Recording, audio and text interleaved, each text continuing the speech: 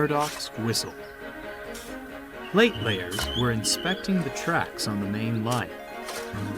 They checked the rails for signs of wear and replaced ballast where needed. It was imperative the engines whistled to tell the men to clear the line.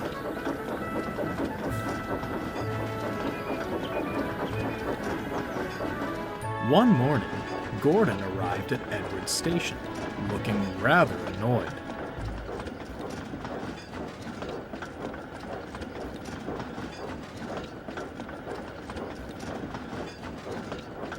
"Problem, Gordon?" asked Boko. "There is something to be said," Gordon replied, "for quiet engines like you, Boko. I understand we must whistle for the plate layers, but some of it is most excessive. It isn't wrong, of course, but..." Gordon's speech was interrupted by a booming whistle in the distance. It grew longer and louder, and soon Murdoch shrieked through the heavy goods traffic.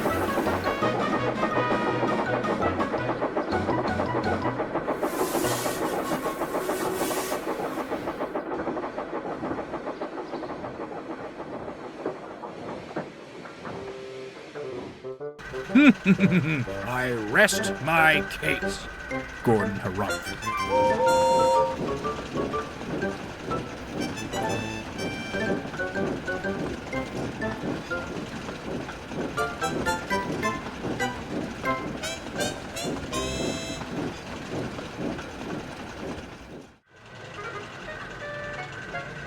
Later, Boko found Murdoch resting in the sheds. "If you've come to complain about my whistle," snapped Murdoch, "I've heard quite enough from Gordon already." "I'm not complaining. I'm concerned," Boko interjected. "I've never heard you make such a racket." "This blasted new driver seems to think my whistle's a toy. Blows at any chance he gets. Too long and much too loud." Murdoch shuddered. "I tell him to stop, but he only laughs." I quite understand," murmured Boko. "In my experience, new drivers tend to learn their lesson rather quickly." "It can't happen quickly enough," sighed Murdoch. The plate layers had nearly reached Marin Station. Every day, Murdoch would rush past, whistling well before reaching the men, and long after, too. "You're going to wear him out at this rate," sighed the fireman. "Nonsense," scoffed the driver. "Engines like him are meant for it. Why give him a big, booming hooter if we're not going to use it?" "I don't think you understand which engine you're driving," chuckled the fireman. "He'll never want to whistle again after you're through with him." The fireman was right. Murdoch grew increasingly irritated at the sound of his own whistle, and barely said a word to anyone as he scowled down the line. Boko tried to comfort him, but the other engines weren't as sympathetic. "When do we get some of that peace and quiet you're always moaning about?" teased Henry and James. One morning, mist shrouded the island, and a light rain made the rails damp.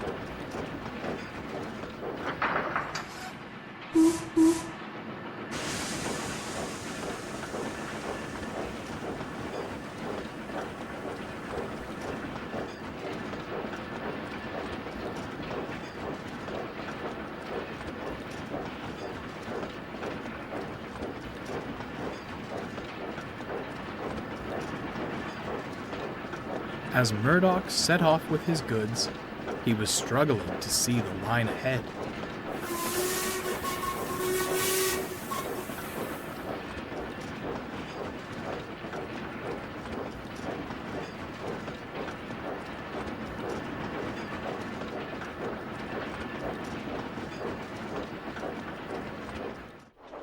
All too often, his focus was broken by his own whistle.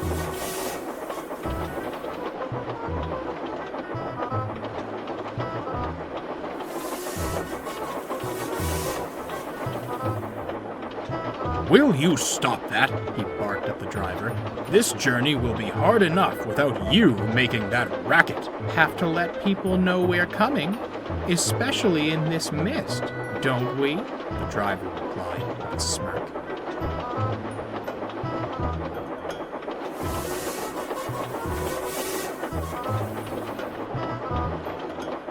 They soon approached Edward's station. Murdoch knew what came next. Gordon's Hill, and a hard climb. Boko was nearby, and tried to hoot a friendly hello. Of course, it was swallowed by the sound of Murdoch's own whistle.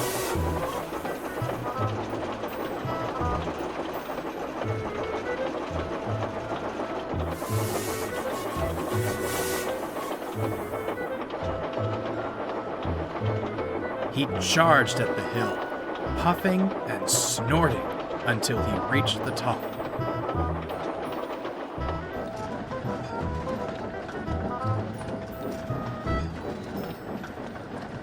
Murdoch braced himself for what would come next, but there was no whistle. I'm glad you're seeing sense, sighed Murdoch. But this is one time we have to whistle. I can't, cried the driver. Something's jammed. Murdoch went pale. The plate layers were just down the line. The driver pulled the whistle chain with all his might, but still, no sound came. Look out! Look out! Murdoch shouted into the mist. The plate layers were startled. They saw the silhouette of an engine and jumped clear just in time. With brakes screeching, Murdoch flew past.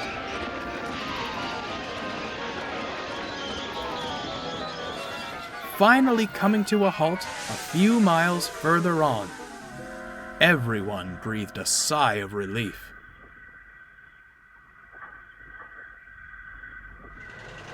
Soon, Boko arrived to help.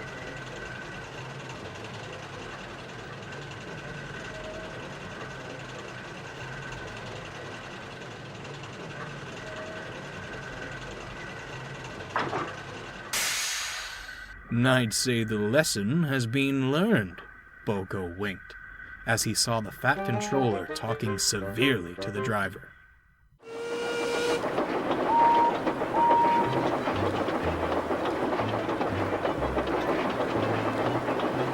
Soon, he came to see Murdoch. I'm very proud of you, Murdoch. The plate layers tell me you've never been so loud before. Your quick thinking prevented a very nasty accident. We'll soon have you mended. For now, I'm sure you'll enjoy some whistle-free moments of peace. Thank you, sir, chuckled Murdoch. Sure enough, Murdoch was soon back on the main line. His whistle was working better than ever, and saw far less usage than before. The driver had taken a temporary leave from the footplate. He volunteered to assist the plate layers with repairing the line. Whenever he heard Murdoch's whistle, he smiled, knowing it meant one of two things: a warning to stand clear,